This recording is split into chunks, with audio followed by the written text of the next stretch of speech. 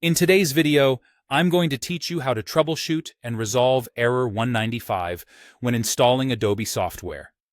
This error can occur for a variety of reasons, but don't worry, with a few simple steps, we can get you back on track. So, let's dive right in.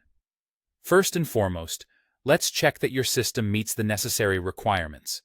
It's crucial to ensure that your computer can handle the demands of Adobe applications, particularly if you're using After Effects as well as other Creative Cloud apps. To do this, head over to Adobe's official system requirements page for your specific version of the software. Here, you'll find detailed information about the operating system version, CPU, GPU, RAM, and disk space needed. If your computer doesn't meet even one of these requirements, it's likely the source of your problem. Ensuring your system is equipped to handle these applications is the first step in troubleshooting effectively. Next, let's talk about keeping your system up to date.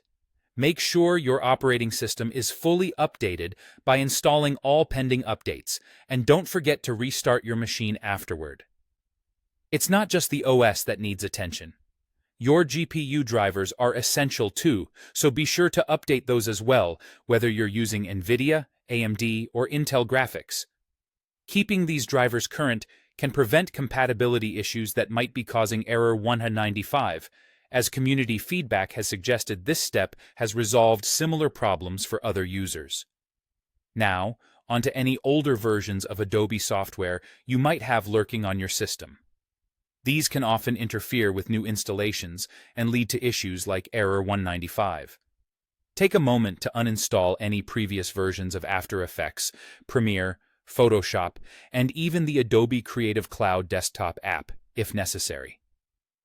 Removing these can clear up conflicts. For a more thorough cleanup, consider using the Adobe Creative Cloud Cleaner tool to get rid of any residual files left behind by older software versions. Installation location is another critical factor.